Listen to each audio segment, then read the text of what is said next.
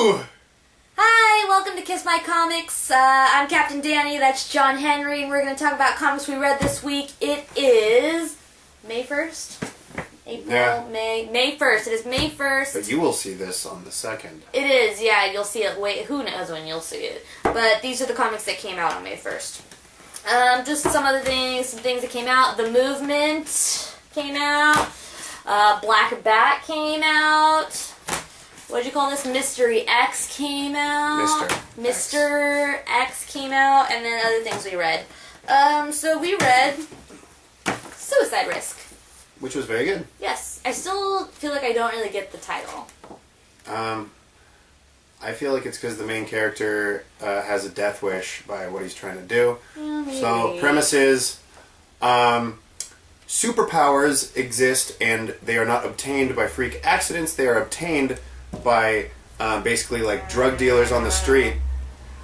You you go to see the underbelly of the city and you find a pusher and you buy powers. But I think you have to qualify.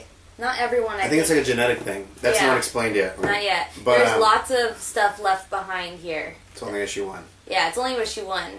So it starts off this cop and basically 5 people with superpowers killed a bunch of cops and crippled this guy's partner. Yeah, his arm got ripped off. And they're talking about how most people that have superpowers just happen to be evil, because the evil people are the ones that go and seek them out. And so the main character. Not all of those guys were evil. Remember, they keep saying a lot of them started out good, but then they turned evil. So almost every single one, even though they have good intentions, maybe in the beginning, they end up turning evil or getting murdered by the violent ones. So the cop who survives this big massacre goes and obtains superpowers because he wants to be a good guy and go, kill all these bad supervillains. And I think that's why it's called Suicide. He wants to even up the odds, I think.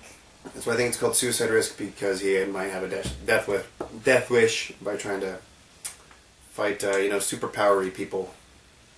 Yeah. But, or maybe it's going to have something to do with his superpower, because at the end of the issue, you don't really understand what it is. It's like he gets, not injected, I don't know what you want to call what they did to him, but you'll see it visually in the artwork. And so he gets this superpower, but we don't, there's a big flash of light, and that was about it. So we don't really know what it is yet. I don't get it, though. The guy is, pretty much throwing away his job and his wife by doing this. You'd have to think that part through.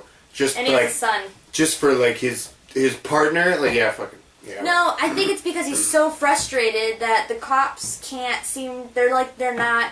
Remember, they make a comment about, why isn't the army getting in on this? And it's the cops aren't good enough, and he doesn't want to feel not good enough, so he's trying to even up the odds by getting some superpowers. The cops would find out he has superpowers and just let him keep his job. Well, the whole thing in this issue is he's being interrogated, and so it's kind of what's up with you? How do you feel psychologically? And even the therapist is kind of I'm not sure about you. You need to get a full wabadoo from the shubadab down at the street. So he's a little emotionally unstable because of what happened. But I don't really see it as revenge. I see it as you want to fight? Let's pick on someone your own size. I feel like he's just not thinking about his hot, horny Hindi housewife that he has at home. She was dirty, and I thought this comic was a little sexist, because she's like, oh, honey, you work so hard? Well, then I'm going to work hard tonight for you. And it was kind of is that what you do? You stay home and please him when he comes home? That's what you do? It's the land of imagination. Well, and sometimes perfect wives exist in the land of imagination. Just kidding. Yeah, but it's kind of like that. It's oh, honey, you want a beer? I already had one. Boy, I did work hard today. Damn right I worked hard. Yeah, but it was super good. It was really good. I liked it. I'm going to keep reading it. Yeah? Shmoo? I'm going to try to not do the Hindi voice while making sexist remarks. Yeah, thank you. Oh, it is so nice to be pleasing your penis. He couldn't resist. He couldn't resist. The girl is not a poo, by the way. She's, not like that at all. Not a poo?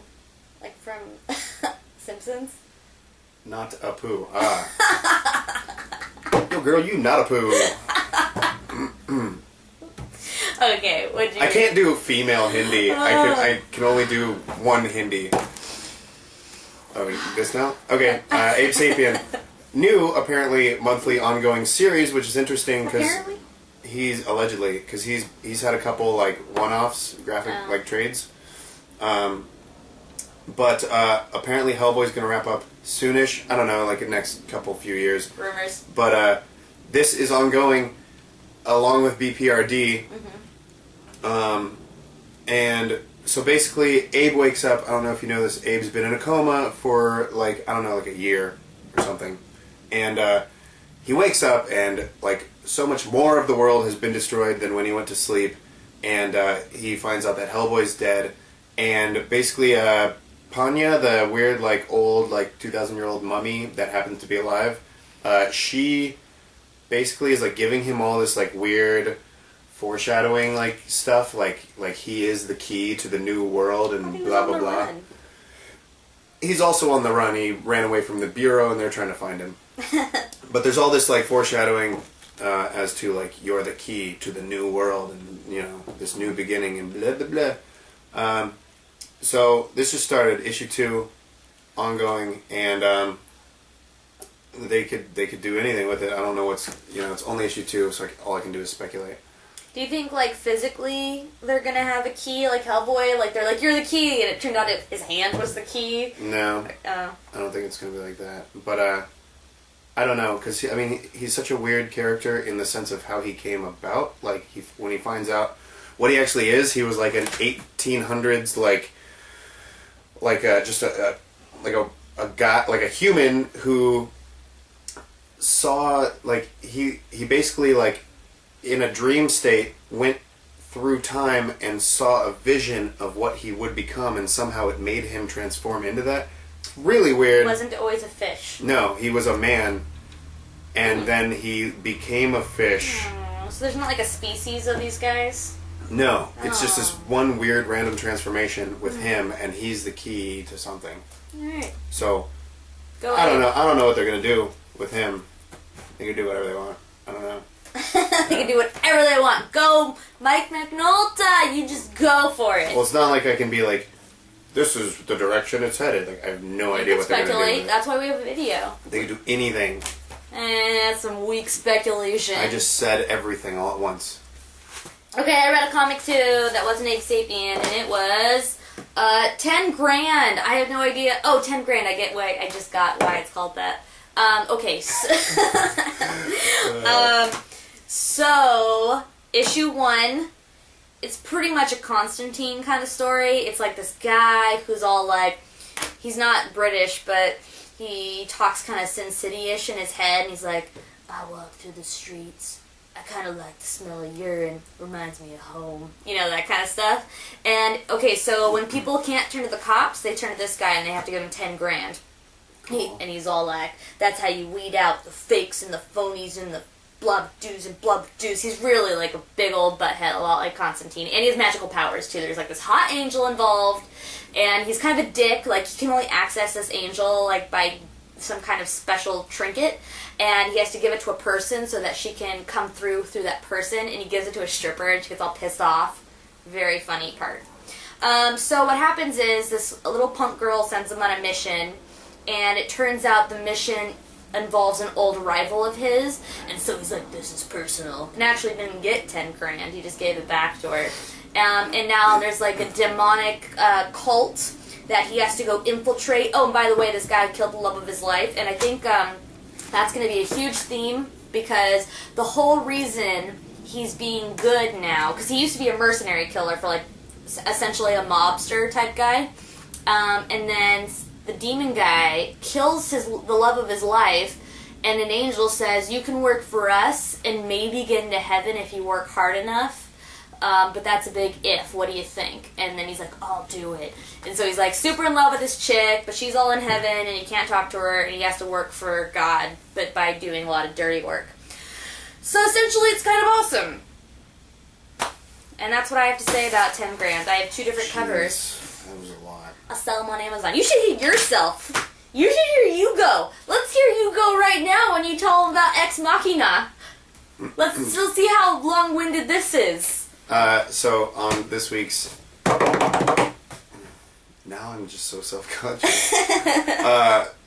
John Henry's Why Don't You Love This Book Yet? Ex Machina by Brian K. Vaughan, who also did Why the Last Man, which is forever famous. Kind of a big deal. I think he'll always be more well known for that, but I happen to like this series more because it's kind of like completely out of nowhere as opposed to like a post-apocalyptic thing. So Ex Machina is the only man on Earth with supernatural powers. Imagine like, you know, like in X-Men when they show like a telepath getting their powers for the first time and they can like hear everyone all at once in their head, or even like Superman, how like he can just hear everything all at once. It's like that for this guy, except with machines. He can just hear machines talking and he can talk back and he can tell them to do things. So he can, you know, tell a TV to change channels, like work his security system with like vocally. He can you know, talk to his toaster, his wristwatch, gun, like how he uses it in like battle is like he can tell guns to jam. That's why assassination attempts end up being made against him with bow and arrow.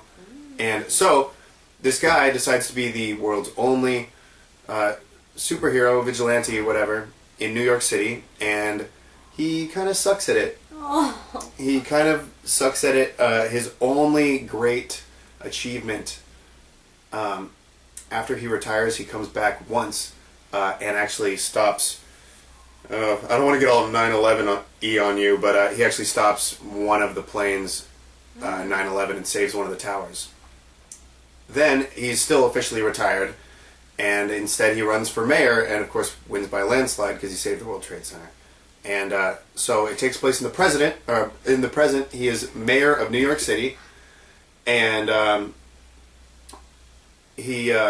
it's mostly like it focuses on his present like political struggles, and it's really fun. He's an excellent mayor. Like I would want him to be mayor of my city, but then also jumps back, lots of flashbacks to the past, his crime fighting days, and it's all kind of unraveling the mystery of why he got these powers in this one freak accident.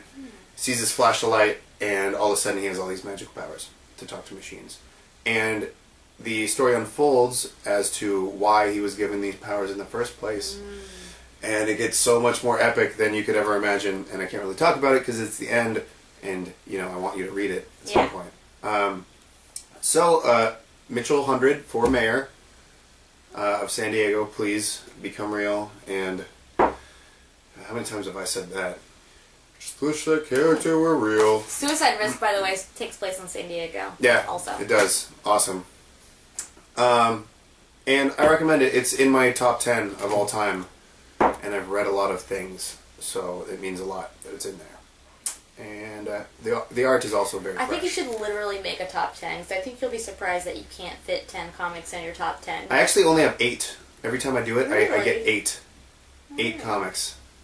I don't know, you want to do it right now? Okay, Yeah. let's see. Hellboy.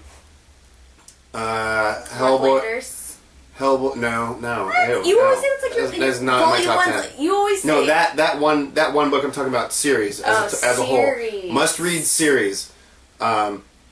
Sandman, Lucifer, Hellboy, Transmetropolitan, Sin City, Ex Machina, Preacher.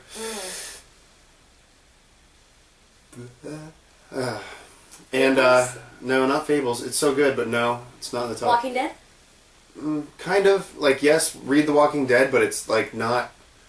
It's not on my list. What's the 8th one that I always say? I always say something else. That is. I don't know. See, I only got to 7. Preacher. It's easier when I'm looking at all of them. Oh, The Boys is number 8. Oh, whoa, really? Yeah, you have to read The Boys. You have to. If you have a strong stomach and a wicked, dark sense of humor. Yeah, read it.